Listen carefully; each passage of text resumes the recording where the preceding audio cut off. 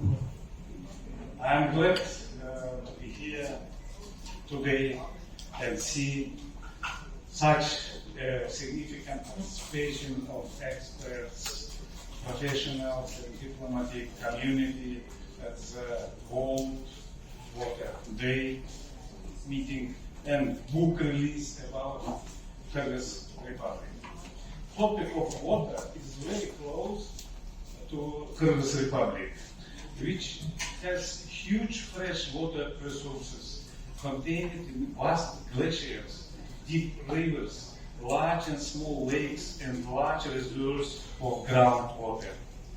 100% of the water resources that Kyrgyz Republic consumes are formed on our own territory. Our annual flow is about 47 billion cubic meters of water. We use only 20% of water for our own needs. From this 20%, 95% goes to irrigation. The rest of the flow is received by downstream countries, Kazakhstan and Uzbekistan. We share our water with our neighbors, and we are working to jointly operate our water facilities. As a mountainous and landlocked country, Kyrgyz Republic is concerned about the effects of climate change. Climate change is causing glaciers to melt and reducing water resources in Kyrgyz Republic.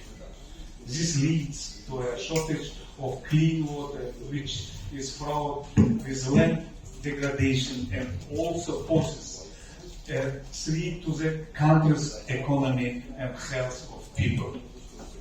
In this regard, our country always stays for the implementation of projects aimed to studying the problem of melting glaciers and their protection, as well as strives to become a country of environmentally friendly products and clean energy. The second short topic which I want to mention is tourism. In a few minutes later, we offer two short videos about the tourism potential of my country. In Kyrgyz Republic, tourism is recognized as a priority sector of the economy. The government pays close attention to its condition and development, and also actively encourage investments in infrastructure and tourism markets development in our country. A lot has been done in this industry in recent years. New tourist resorts, health facilities, and hotels are being built in different regions of the country. As well as the infrastructure of regional airports is being improved and new flights are opened. One of the key goals of today's book release is to promote the Kyrgyz Republic as a tourist destination and present it as an attractive and secure tourism market for Indian visitors. The book contains the rich history, traditions, and culture of Kyrgyz people and describes beautiful tourist destination to visit. I hope you will enjoy the reading of the book and get to know more about the Kyrgyz Republic. To make it must visit destination this year. The next very important spheres for economy in my country, this is education. Education, one of the direction which unites two countries, Kyrgyzstan and India. And the number of Indian medical students has grown in recent years till 20,000. This puts Kyrgyz Republic at the top among the CIS region after Russia. I would like to end my speech by congratulating GTTCI for successfully organizing the event and extend my sincere gratitude to Dr. My friend Mr. Gupta and Dr. Rashmi Saluja for their support and contribution to the development of people-to-people contacts and business connectivity between our countries. Let me note that Kyrgyz embassy in Delhi is always open to cooperate for doing more joint projects in all important areas and Kyrgyz in their bilateral relation. Now please watch a short video about tourism in Kyrgyzstan. Thank you. It is one of the most meaningful discussions which touches everybody, every individual and every nation. UN has been talking about it. The biggest budget internationally is being on conservation of climate, and water is the most important part of it. Civilizations forever have always nurtured and started along water. Wherever there is water, there is civilization. That has been a very common point all over the world. If you look at the civilizations, the older civilizations, you would only be talking about how it has been today. Population has increased multi-fold. Water has not. The environment is the same. Unfortunately, the most livable air, water, which we thought was infinite, is no more infinite.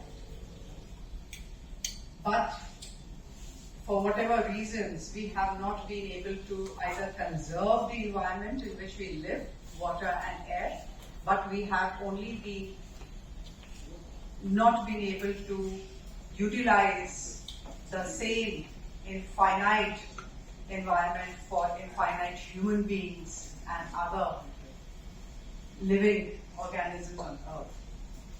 So the biggest challenge is what is going to be the next strength for actually developing nations. We've been talking about developing nations to reach X amount of trillions of economy to reach that status of being a developed nation.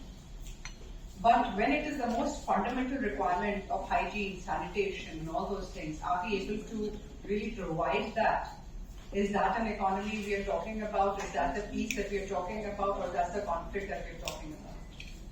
All the greater nations, in fact, have not able to trickle the importance of water to the most fundamental requirement. We have not been able to understand the conservation and the recycling of water. For the basic dignity of human life, water is needed. When a child is born out of the water bag coming from staying in mother. So in fact, water and the amniotic sac that we talk about is the most fundamental thing that the child first sees. But unfortunately, when he's dying, it's only fire and no water. Is that where the civilization is reaching also? We've been talking about that the next international or the world war is going to be on water, not on oil and not on anything else. All these papers that UN is so diligently creating, is that coming to actualization or not? India is the biggest proponent, and in fact for us, religion is, in fact water for us is religion. Our rivers are religion. They are the spiritual forcing processes of developing civilization. We talk them as our mother because the way we look after our mother is exactly how we're supposed to be looking after water. That is where Ganga we talk about, that's where Himalayas we talk about, that's our father, that's our mother. In fact, environment is the most important existence for us. And now is the time that we have to actually create it to the actualization of it. The countries that we've been talking about have the most common minimum understanding that we need water for everything, every human being, for dignity of human life. In fact, I feel that if we are able to provide the best form of sanitation and hygiene to our individuals in countries, we have been developed. That's for sure. But India and China take far more responsibility and to become more responsible because we are far more people. How best can we conserve? How best we can actually utilize this hygiene or we can the sanitization in the minimum for processes of water. In fact, technology is something for water and environment should be shared by all. Whosoever prepares a technology, whether it is Israel, whether it is Palestine, whether it is US or whether it is Russia. These technologies for conserving the civilization of the world should be common for all. And once these common minimum technology is given to all, there will be no conflict. If we can understand where the life starts and where the life ends, if we are there, the boundaries can be talked about. If we are there with these technology can be really be worked upon, then I don't think, Mr. Asthana, there is going to be a conflict. There's going to be only and only peace. We have to really understand what is the fundamentally required arrangement for living. So that's all what I would like to say. But also, I have also been given absolute honor by making, in fact, by appointing me as the Consul General of Polynesian Islands. And I have a dear King of Polynesia, Alinoy, who has just sent a very small message to actually participate here. That is, we celebrate with our brothers and sisters of Bharat India World Water Day. His Majesty the King, Alinoy, sends his aloha blessings on the celebration event hosted by Religare, our Honorary Consul General to Bharat, Dr. Rashmi and GTTCI. Also, congratulations on the book release by His Excellency, Mr. Askar Beshimov, Ambassador of Kyrgyzstan, on the rich culture of Kyrgyzstan. Water is life. Water never divides us, but connects us. So my kingdom chiefs and Kanaka Maoli people stand with all of you in Bharat India celebrating World Water Day.